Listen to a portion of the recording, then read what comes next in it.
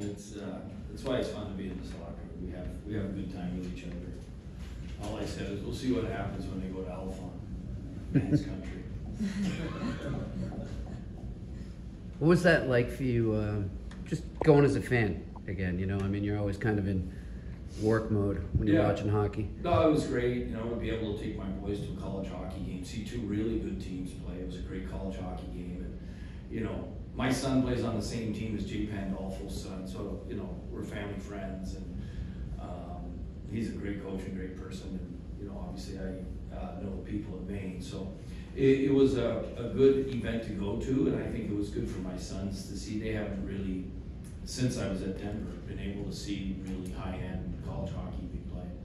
Did the scout in you, though, come out a little when you're watching it, looking at all that talent? Yeah, of course. You know, yeah. It's good for me to be aware in case these names ever come up. You know, Donnie says, "What you think of this guy when you saw him?" Your bet was with who? It was me and Sway with Grizzy, you know, Charlie Mack and Shatner. Coyle doesn't get involved because he's only halfway committed to being a college player. In your experience, what do these family trips, whether it's father trip, mother, siblings, do for players as far as motivation and all that goes? You know, I think the motivation is they want to play well in front of their parents, you know, and they also want to kind of a thank you with their performance of thank you to the Bruins for, you know, being able to do something like this. Because it really is special to be able to spend time with your mom or your dad, and, you know, last year with siblings, and, you know, your parents are the ones that make you who you are, because that's the environment you're brought up in. And, you know, we started off the trip by thanking them, because, like, for us as coaches, we get to work with a team that wants to get better, wants to learn, wants to grow, and, you know, that kind of ability to want to be coached and want to be pushed, it's because you were pushed well and raised well at home. McAvoy's at a point per game. I know it's early. Going into the season, you were saying you want to see him sort of reach higher. Where is he in terms of your assessment? I think he's as good as I've seen him play in my tenure here. You know, playing with him, like offensively, defense. He had a couple of big hits. You know, Montreal started, when they got behind, started looking to make some runs, and I thought he answered that right away. His sense of understanding momentum in the game, and then I think offensively, he's at the best level that I've seen him at. So when you were telling him back in September you want him up here, what was he saying? What was in terms of his?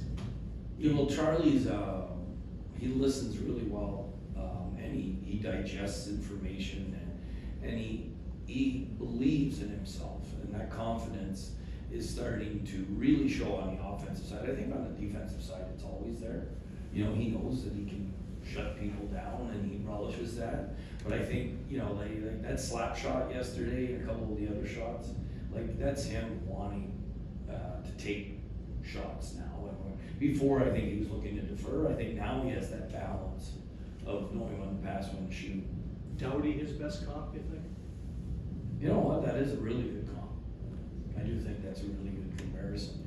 Because, you know, Doughty's a great shutdown defenseman, and he's really good offensively too. And, you know, I think the advantage we have with Charlie Mack is how adept he is at both ends of the ice. What kind of hockey dad was your dad? What kind of hockey dad was he? Was hard on me. Yeah, like, but good hard, fair.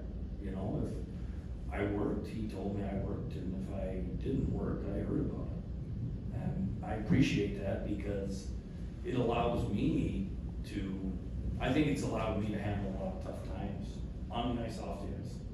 I think when your parents are just honest and real with you, it helps you develop, I think. Coach, go ahead. The latest info we have is that Lucic is going to be in court tomorrow on assault and battery charges. Pretty serious charges. Thoughts on that? Have you had a chance to talk to him?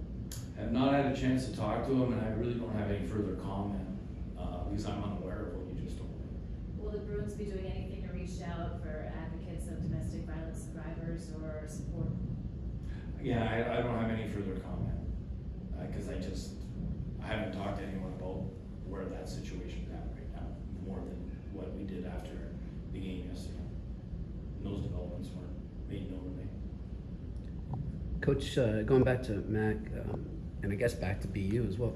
When he came up, he's thrown right into the playoffs, and he's just always since then seemed to have a knack for stepping up in big games or rivalry games.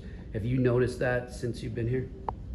I do. I mean, I remember watching him against North Dakota, and I think it was the round of 16, scoring a big time overtime goal, and then watching him when he got to Boston. And he started playing 24, 25, 26 minutes right away. Mm-hmm. And it's like, it's uncommon for someone who's just 19 or 20 years old. I'm not sure which age he was at the time. Be it college or junior, did you get a fair number of kids who you could tell their dads had done a bad job? That these kids were just either burning out or they were damaged goods by the time they got to you? I think in the recruiting trail you see that more. I think just because there's kids that are like at 14, 15 are like the best in their age group, and then at 17 they're passed by. I can't say I saw it personally with players that I was fortunate enough to coach in Denver. You never got to the stage where you were considering a kid. You could see that the dad was a factor. You didn't want to deal with the dad or didn't want to deal with the kid because of it. Oh no, you did see that. You did. Oh yeah. Yeah. I mean, parents want it so bad. Sometimes you wonder if they want it for themselves or if it's for their kids. But fortunately, in our sport, we don't see that very often. To be honest, pretty humble kids that come from humble families. You don't see it at this level, obviously, but you did see it at 14, 15. Yeah, you see it because parents don't know. I don't know how hard it is to make it to here. Just because Johnny's the best in Winchester doesn't mean I don't know how good he is in the state. They're unaware sometimes, but it's all done out of love for their kids. Offensively, is there any one thing that's clicked recently, or has it been just a combination of a bunch of different things in recruitment? I think it's just us building towards our identity, being a more of an offensive zone, 2 on the inside, D-men shooting pucks, when we have traffic at the net. I think players are getting more confident when we're playing faster in transition, so that's helping get a little bit easier entries, which leads to, if you have good entries and speed at the blue line, you're usually going to make pretty good plays. So I think it's a combination of those two. So have you figured out your style in terms of your kids, JP, kids that are serious about hockey, have you figured out, do they want to hear from me, the coach, hear from me, the dad? I gotta be honest, I don't give them the option. Because I think my job as their dad is what my dad did for me, is provide honesty. If they're doing things well, I like to know their own assessment of their own game. And if I think they're off, I tell them I think you need to do a better mirror test. Because in the end, as they grow up to be young men, they have to know if they're doing a good job for their boss and how to get along with their boss, and their boss is their coach right now. If he's not playing you as much, we'll talk to him. Ask him what you need to do more to earn more ice time.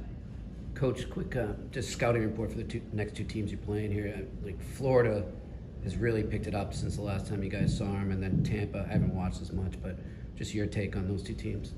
Yeah, Tampa I haven't seen enough, but you know how dangerous they are. I mean, that power play, and Kucherov has 14 goals or something like that already, point. Sergachev and Hedman they're extremely well coached.